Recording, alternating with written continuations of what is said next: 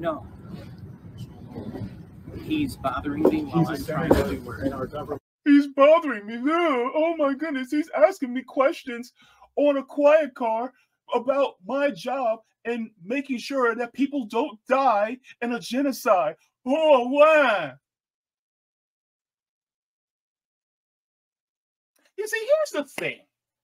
If I was working at Best Buy, and if I had the blue t-shirt on and my Best Buy tag on, and somebody came to me in the quiet car and they were like, look, hey, I got some questions about my computer or about my phone or about my camera, and I need you to ask them. It's like, well, you can ask me at my job, right?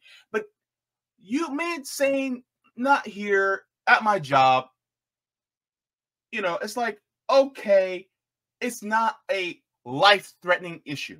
But if I am a U.S. senator with the power of the purse, or if the power to call for things that push the president or Congress in a certain direction that literally saves lives, if I literally have that power that could save lives, then what? Like, hold up, wait.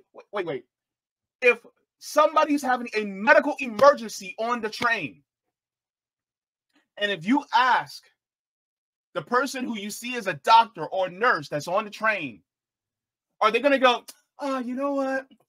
It's the quiet car. Can you just let me be? If you need an emergency, just call 911.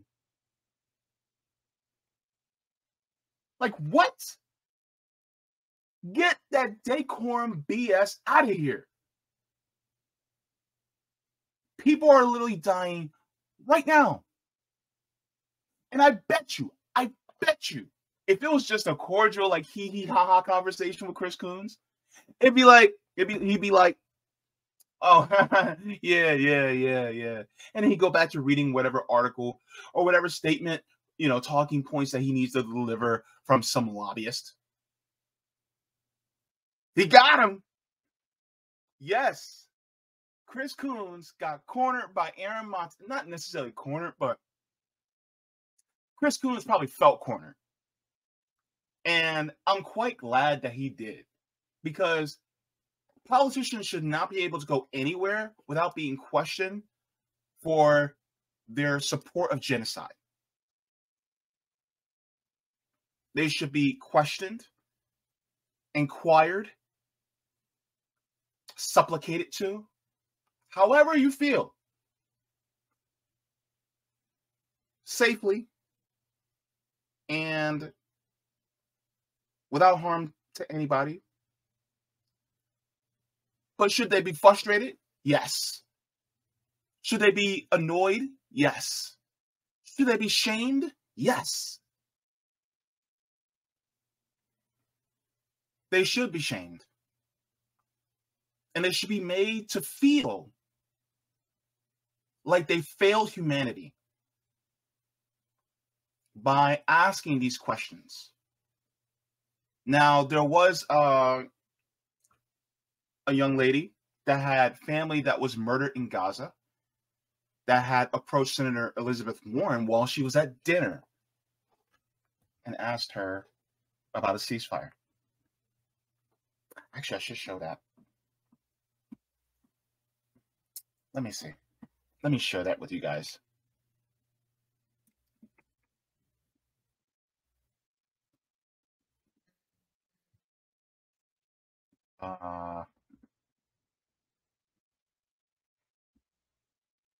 Let's share that.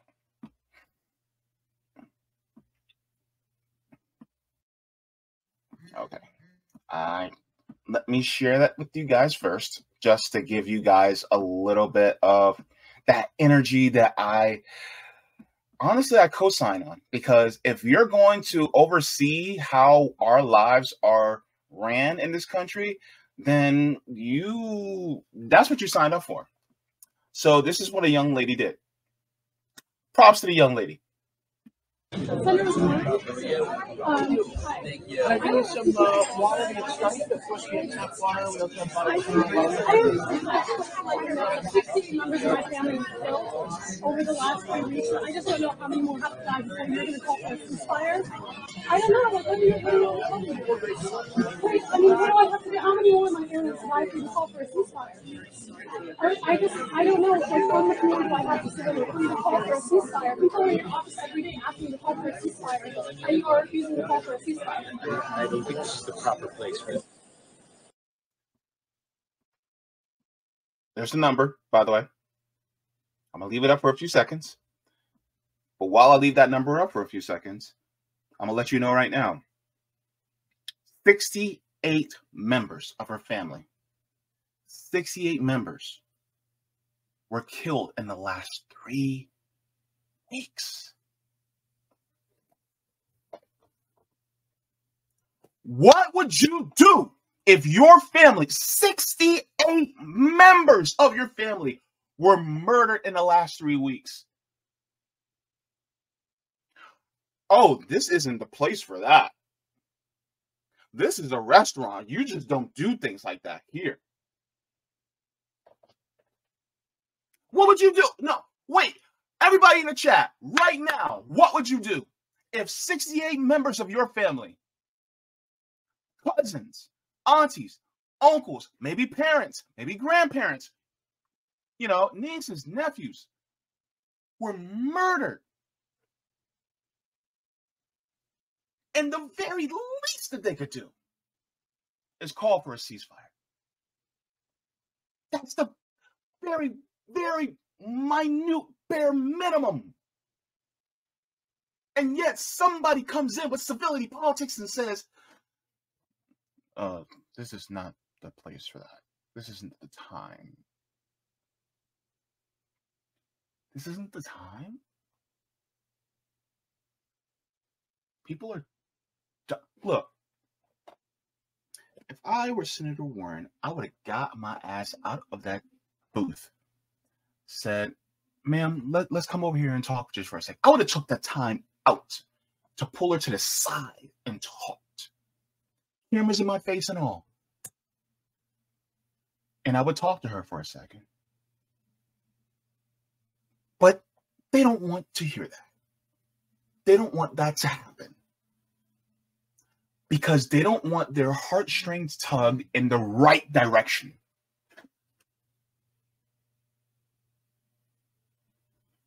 Because that money is good. Money from the Zionist tax are good. And they love that salary that they get. That congressional salary, oh, it's so sweet. And those millions of dollars that they get. Those free dinners and stuff. It's good. The way these corporations treat you. They treat you real good. As long as you look the other way.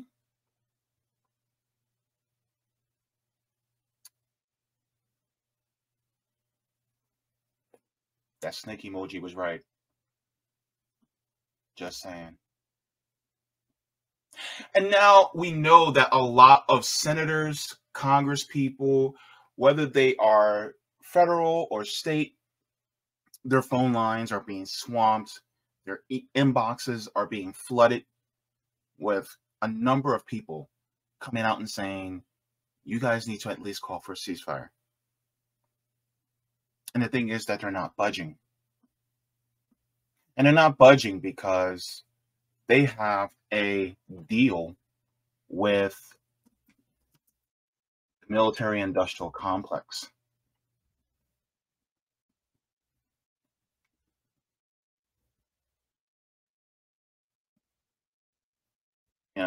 And the thing is that that military-industrial complex just says, no, we actually want to keep things going. Whereas not everybody really actually wants the ceasefire.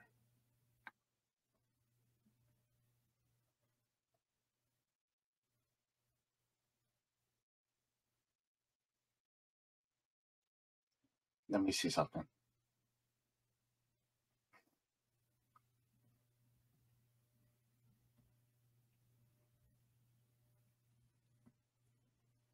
So let me share this, because the people are at least with the ceasefire. This is out of Data for Progress, right?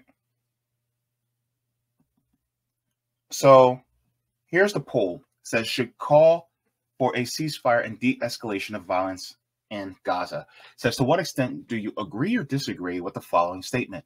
The U.S. should call for a ceasefire and de-escalation of violence in Gaza. The U.S. should leverage its close diplomatic relationship with Israel to prevent further violence and civilian deaths.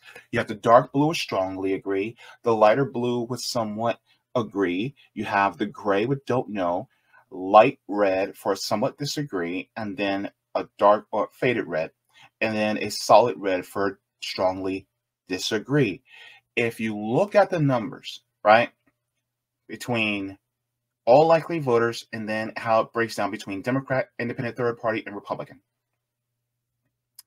Look at the breakdown. Let's go to Republican first. Republican, a majority, 56%, say they agree with calling for a ceasefire. 56% of Republicans.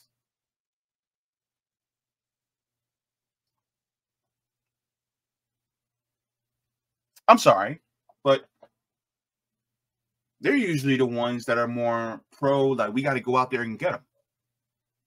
56% of Republicans are saying that they want a ceasefire. Let's continue. If you go up to Independent, Third Party, it goes up to 56%. I'm sorry, 57%. But then when you hit Democrats, it's 80%. Hold up. 80% of Democrats want a ceasefire. 80%. And I'm sorry, but isn't Elizabeth Warren a Democrat? And she's not doing what the Democratic voters actually want? Does this sound like a democracy to you? When the people who are in the upper echelons of power, where they don't do what the actual voter base wants? What is that called?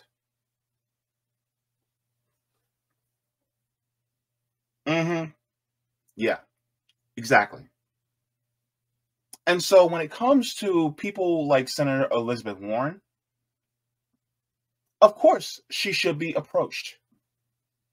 And so when you get a general view of everyone that is polled, so this was a survey on October 18th to 19th of 1,329 likely voters. And all likely voters, it came out to 66%. That's a strong majority of people that actually want to call for a ceasefire. Now, as far as I'm concerned, I think the ceasefire is very, very weak.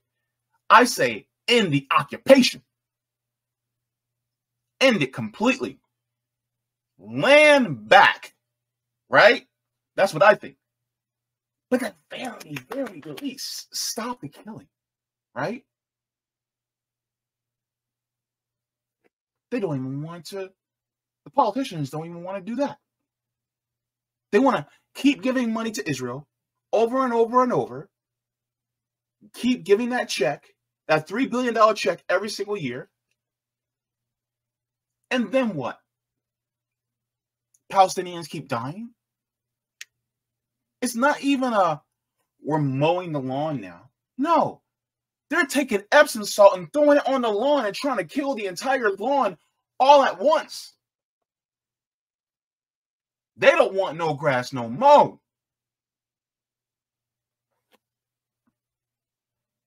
So that's where the voters stand.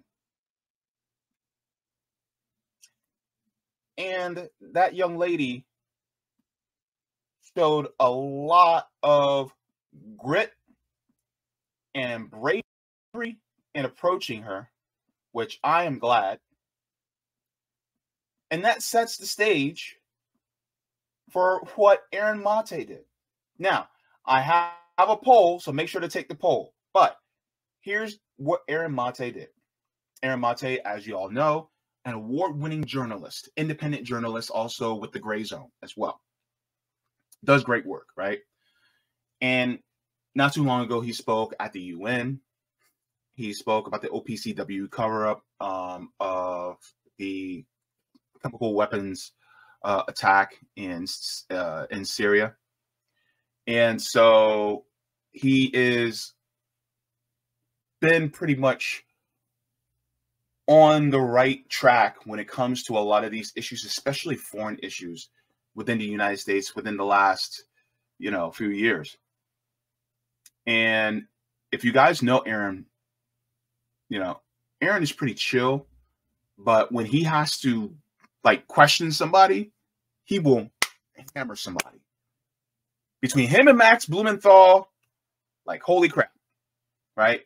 You do not want, look, I'm telling you right now, if you are a politician, you better be honest and above board, because if they have to question you and if you have to try to skirt away, they will not let you go.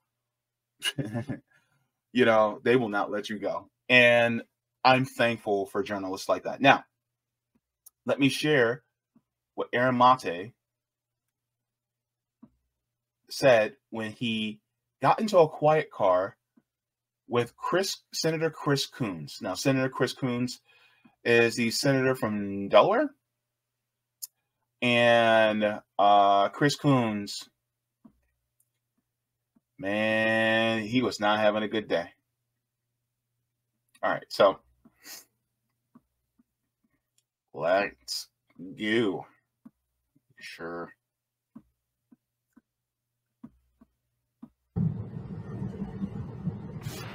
Senator, I'm sorry to put you on the spot, but when I call for a ceasefire in Gaza, I'm a journalist, my name's Aaron Mate. When I call for a ceasefire in Gaza, you have 4,600 children killed. He said, why not call for a ceasefire in Gaza?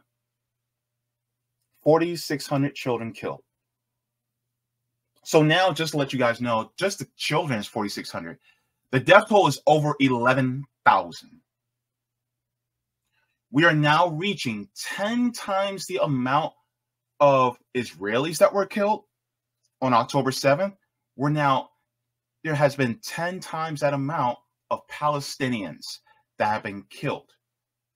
So for every Israeli, and by the way, the Israelis that were killed, most of which were actually military, were people in the Israeli military. For every one that was killed, 10 Palestinians were killed. So for every Israeli soldier, basically, you had 10 Palestinian civilians. Let's continue. I know it's a quiet car, and I apologize for abuse, but I understand, but children are dying. Children are dying, sir. More than 40. When I call for a cease, they're being killed with our weapons. U.S. weapons are killing kids in Gaza. Who are you? My name is Aaron Mate. I'm a journalist. Nice to meet you, Aaron. Likewise. Please stop talking to me. I'm sorry, sir. It's of dire importance. More than 11,000 civilians, as we're talking, being killed. I'm a journalist for the Gray Zone. What's the Gray Zone? It's a U.S. based news website. Good for you. Thank you. And right now, with our support, kids are being killed. I'm sorry. With our weapons, I'm asking you to explain when I call for a ceasefire. You're bothering me and everyone else around me. Kids in Gaza are being massacred. You heard what he said? He said, you're bothering me and everyone else around you. Let me ask you something.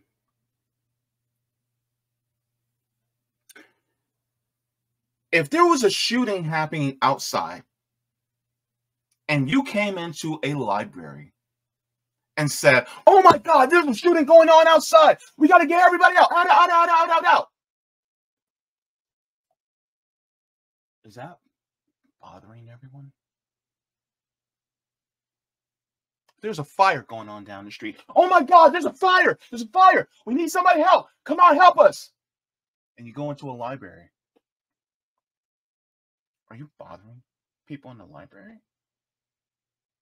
for asking for help?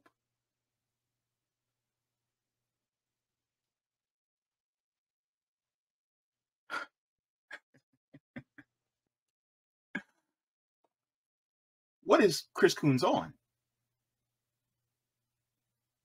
This is the quiet car. Stop bothering me.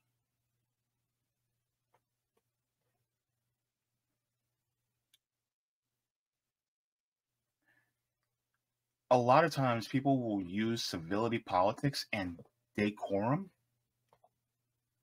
or I should say proper decorum, to shut people down. To say, this isn't appropriate.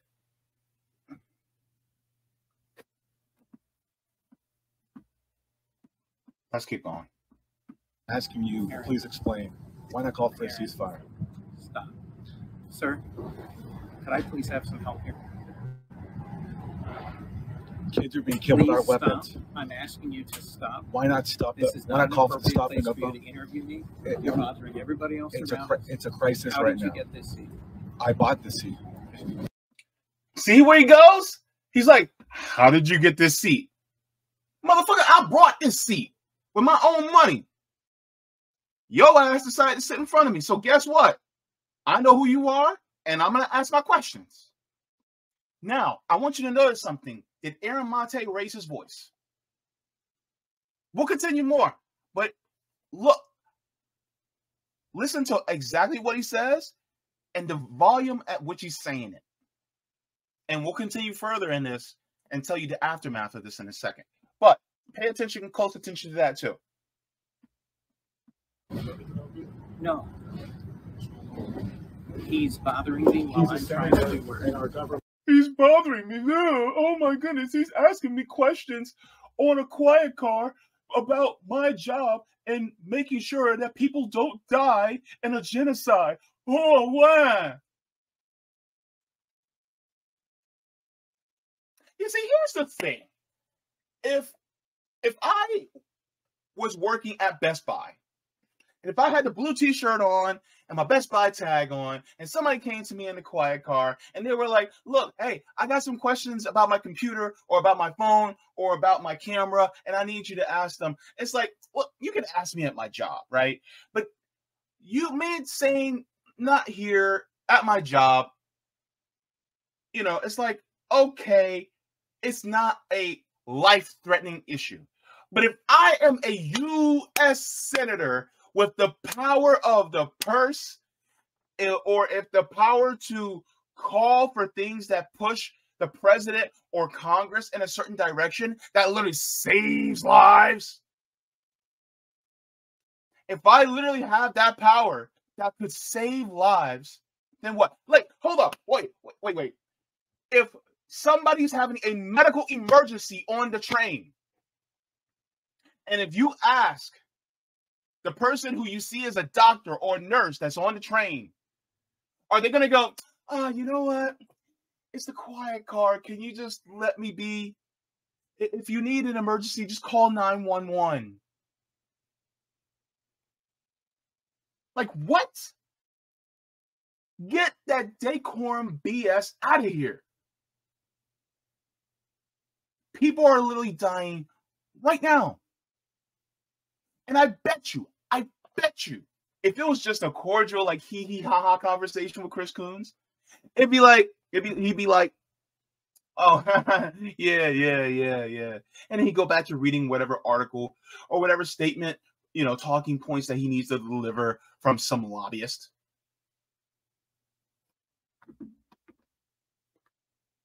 But no, it's all about decorum for him.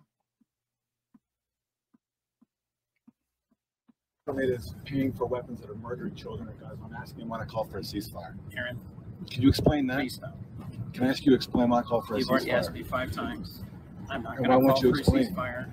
I strongly support humanitarian causes. I've urged the Israeli government to target their campaign against Hamas. He said that he's not going to call for a ceasefire. but he said humanitarian pauses. But you Do need you think to the campaign is targeted against Hamas when Aaron, civilians are being massacred, when babies and incubators are dying because the please fuel's stop, being cut or off? I'm going to have you thrown off this train. Please stop doing this. I'll have you thrown off this train. If you are a regular ticket holder, could you potentially have somebody thrown off the train if they're just talking to you? And hold up, wait a minute. Maybe it's just me. Like, are those seats assigned to each? Are those seats on? Because I've never been on an AmTrak train, and so when it comes to being on a quiet car and stuff like that, I don't really know. But are those seats assigned just like they are on a plane, or on cars like that you can move from seat to seat depending on who's where, like on a bus? Because if it's where you're not necessarily assigned to a particular seat and you can just sit wherever you want as long as there's an available seat, then why doesn't Chris get his ass up and move? That's my question. Like, I've never been on an AmTrak train before.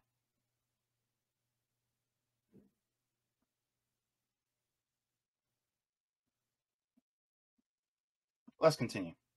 Let me know if the seats are designated just like on a plane, because I don't know that, but it feels like it wouldn't be on a train like that. I have to ask these questions 10 times. I know, and you're getting as professional, measured, and appropriate an answer out of me as you can. This is not professional journalism. Please get up and leave now. I don't think it's. What in the world is professional journalism? Like, hold up, wait a minute. There's ethical journalism, but when it comes to professional journalism and the lives of people hang in the balance, you're damn right I'm going to ask you a question at the most inconvenient time. Why? Because people's lives hang in the balance and you literally have the power to move shit. So no, I'm not going to choose the most appropriate time. Like, why in the world is that? Why is that the biggest sin is not him talking to you in a quiet car, Christopher? The biggest sin is the fact that you are literally allowing a state, an illegal occupying state, and doing massacring people in an open air concentration camp, and you don't seem to really give a shit except for your quiet time. Like, what the fuck is wrong with you? Are you kidding me right now? Gosh, these liberals, I'm telling you, they get on my goddamn nerves because they will cry about decorum when somebody is burning. Please don't scream so loud. I know you're burning, and I know you're in a vice grip, but can you just... That's what it sounds like to me, doesn't it? God, the smugness and arrogance. Goodness. It's humane to be massacring kids. That's the problem here. That's I realize I'm not I don't being think it's professional. humane to be massacring kids either. Okay, then And why I are we think when supporting it? Hamas massacred 1,400 Israeli civilians. By the way, most of them were not civilians. Most of the Israelis were actually soldiers and people in military. So, and then a lot of the rest of the civilians were actually killed by Israeli fire.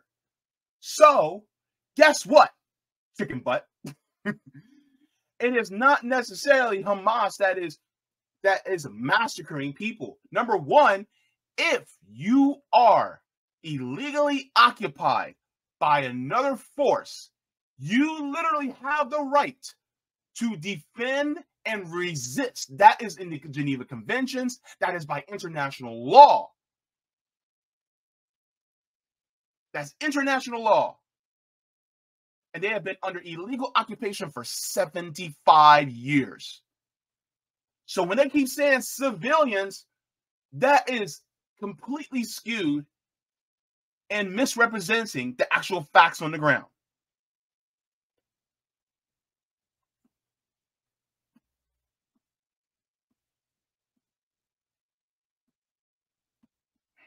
the whole world should unite in opposition to terrorism. First of all, the number is 1,200. It wasn't Are entirely we going to civilians. quibble over how many civilians were massacred by Hamas? It's important to be precise. It is important to be precise. But yes, civilians were massacred. I'm a senator. This is a quiet car. You're breaking the basic rules of how we operate on AmTrak. Okay, and the question is, stop. And I believe we're breaking international law by supporting massacres of civilians. Yes. You've had a lot of my time. Please move on. A lot of your time? This video is only 2 minutes and 52 seconds. A lot of your time.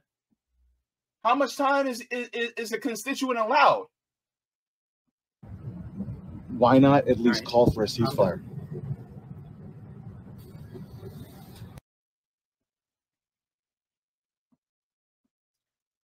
Now, he could have got his ass up and moved a long time ago, but instead he decided to stay there and have a hissy fit.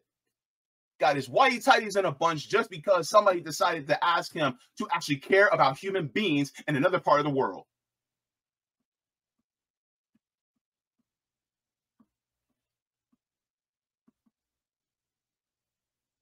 Chris Coontastic. So there is an aftermath that Aaron Mate talks about.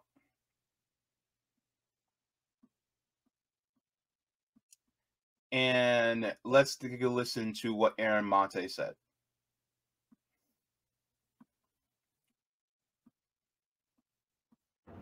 So I've just been removed from an AmTrak train going to Washington, D.C. after I questioned Democratic Senator Chris Coons about his support for the Israeli mass murder campaign in Gaza and his refusal to call for a ceasefire. After I questioned him, he left his seat, then he came back, and then he asked that I be removed. And so a AmTrak staffer came over and told me to change seats or else I'd be thrown off the train. And in Senator Coons' defense, this was the quiet car. And so I did violate the norms of the quiet car by questioning him about his stance. But I felt this was important because we're talking about a massacre in Gaza. And I felt okay violating the norms of the quiet car, given that I believe we're violating international law by supporting the murder of so many innocents inside Gaza.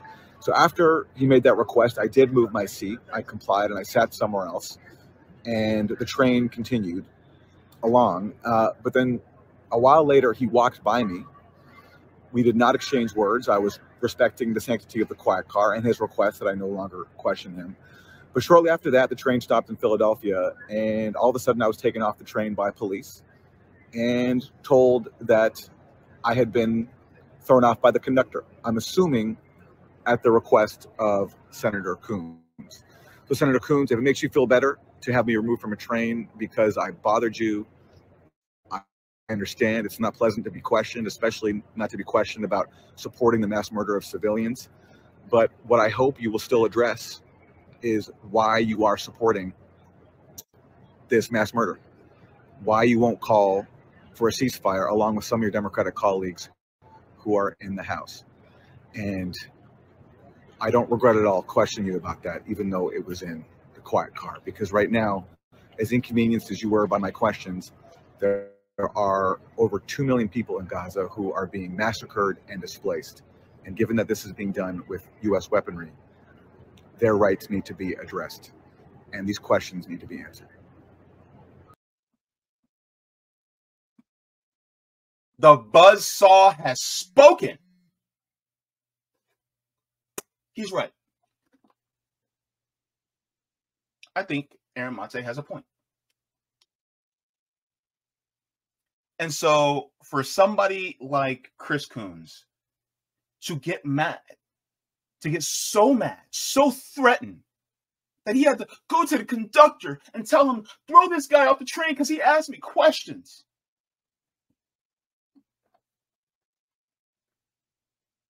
The snowflake of it all. You are a senator. And this is an emergency. And you don't want to talk. And guess what? What if this was outside of the quiet car? He still would have had Aaron Mate thrown off. I guarantee you.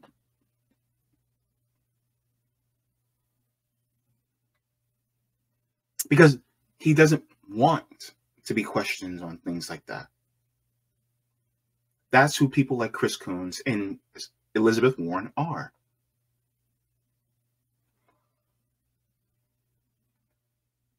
Now, I could be off about this, but I tried to look into Chris Coons on Open Secrets. It says now showing data for 2024. Hang on. Wait, did I?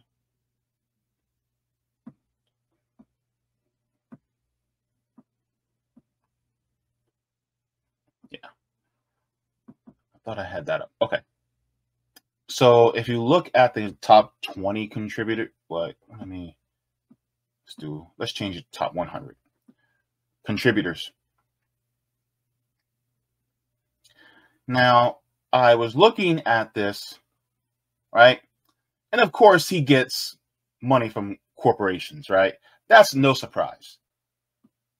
Now, one of them was DuPont. And I was thinking to myself, I'm like, wait a minute. Isn't DuPont a chemical company? And as I was looking at chemical companies, I saw this. So he gets money from DuPont.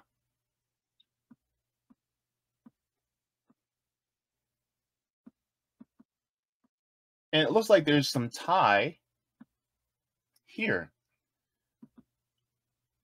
So it says Monsanto, Bayer, Dow, DuPont, Adama, Chemicina, and implicated in Gaza blockade. What? All right, let's take a look here. It says since 2014, the Israeli military has been aerially spraying vegetation-killing herbicides in Gaza in order to clear out the area along the Gaza border. The spraying is done by aircraft a few times a year during December to January and again around April. The Israeli Military of Defense claims the spraying is done on the Israeli side of the border and refuses to disclose the exact locations for quote-unquote security reasons. However, many Palestinian farmers had their vegetable fields and crops destroyed. This is important now. Let's continue. The Red Cross confirmed that herbicides completely destroyed crops and contaminated water sources located within 3,000 feet from the border. The herbicides were also found to have damaged crops up to 1.3 miles inside the Gaza Strip. The entire width of the Gaza Strip ranges between 3.5 to 7.5 miles. During the 2017 to 2018 winter spraying season, the herbicides affected 544 acres of agricultural lands and 2,570 acres of pasture. Some Palestinian farmers have sought compensation for their loss of livelihood from Israeli authorities. The Israeli Ministry of Defense rejected their demands and refused to name the chemicals that it uses, but it did not deny that the damages were a result of its spraying activities. Beyond the economic loss of the harvest, the herbicides are also harmful to human health and to the environment as detailed below.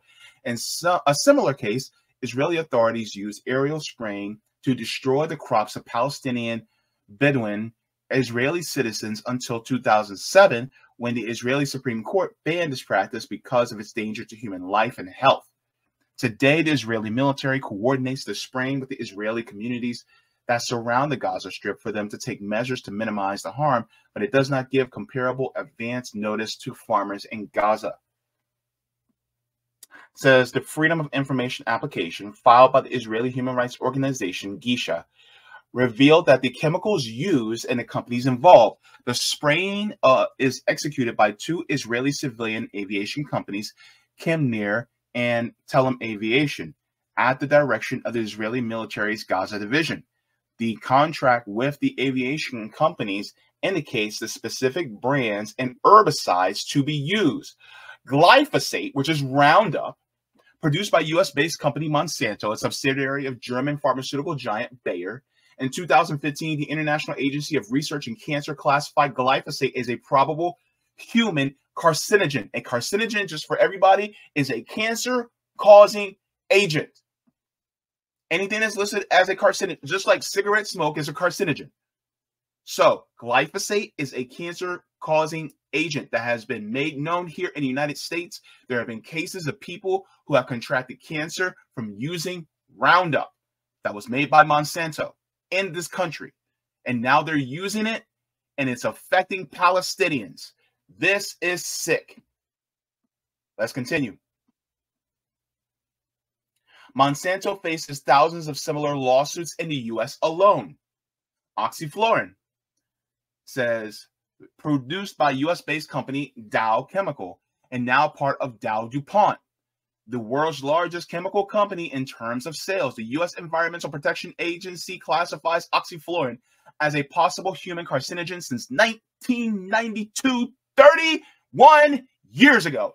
U.S. Department of Agriculture found oxyflorin to be a health hazard for anyone handling it without protective gear or consuming food contaminated with the herbicide. So you literally have people who are connected to Senator Chris Coons who are literally committing, in a sense, chemical warfare, or as I like to say, poisoning of Gazans. Connected to Senator Chris Coons. So he never gave a shit about Palestinians. Durian, produced by Israeli company Adama Agricultural Solutions, formerly Makteshim Agon Industries, a subsidiary of Chem China, the state-owned China National Chemical Corporation. The U.S. Environmental Protection Agency found durian to produce dioxin-like effects, reproductive and developmental problems, harm to the immune system, and cancer. The same chemicals are manufactured by other companies as well, and we don't have evidence that the above companies produce are ones being used in this case. It's not the first time chemicals used by these companies are weaponized.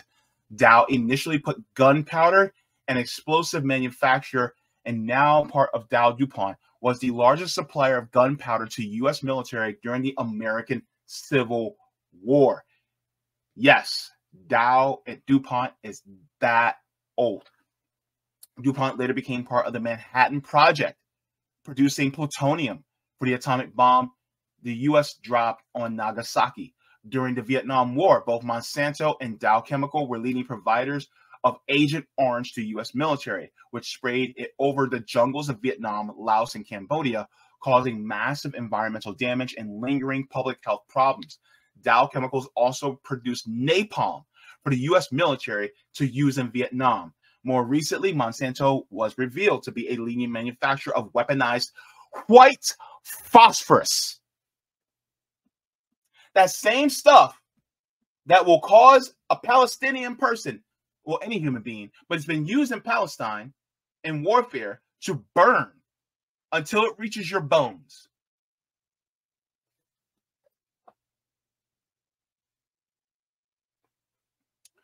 Chris Coons don't give a shit about Palestinians.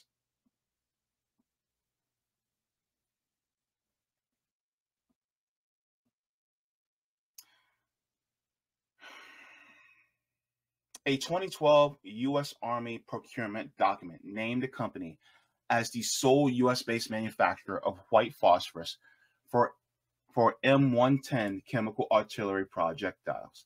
International humanitarian law restricts the military use of white phosphorus due to its incendiary properties. During the 2008-2009 assault on Gaza, the Israeli military used U.S.-made white phosphorus shells illegally in areas heavily populated with civilians. However, a Human Rights Watch found ammunition remnants that were manufactured 2 decades earlier by Thiokol Aerospace, a U.S. company now part of Northrop Grumman, not by Monsanto. It says, while herbicides do not qualify as chemical weapons, Israel's use of them in Gaza may constitute a violation of international humanitarian law. In general, International humanitarian law requires that during wartime and occupation, which means the last 75 years, civilians and humanitarian interests must be protected. Customary international humanitarian law severely restricts the use of herbicides as in warfare. Herbicides must not be used against vegetation, which is not a military target, if it causes excessive incidental damage to civilian objects, or if it could cause widespread, long-term, severe damage to the natural environment. The detrimental use of herbicides needs to be understood in the context of decades-long military blockade imposed by Israel on the Gaza Strip. In 2017, the UN estimated that more than 40% of the population in Gaza was food insecure, mainly as a result of the blockade. By destroying crops year after year, Israel may be in violation of Article 55 of the Fourth Geneva Convention, which requires an occupying state to ensure the food supplies of the occupied population. Let me ask you guys again. Who cut off food, electricity, water, and fuel from Gaza?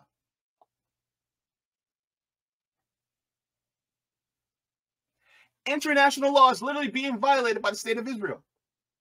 And yet nobody is talking about it in Congress. Except for maybe a couple people.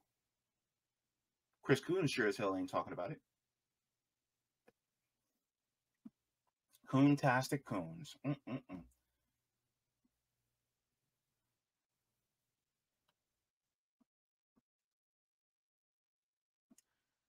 says, in addition, the customary international humanitarian law prohibits the use of starvation as a method of warfare.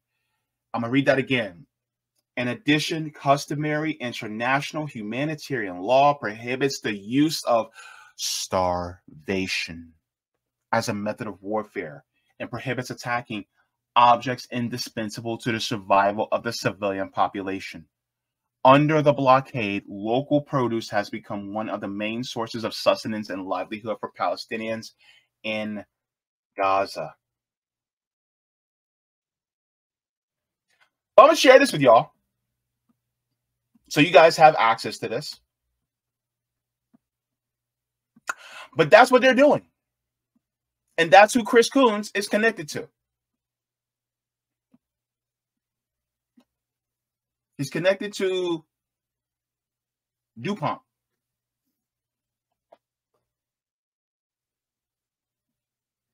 So what do I say to this when it comes to people like Chris Coons?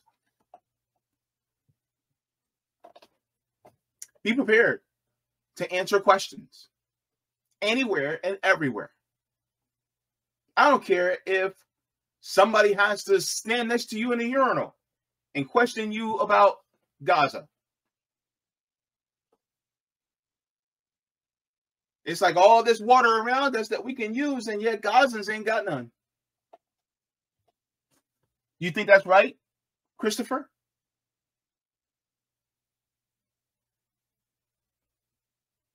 They need and deserve to be questioned on the support of genocide.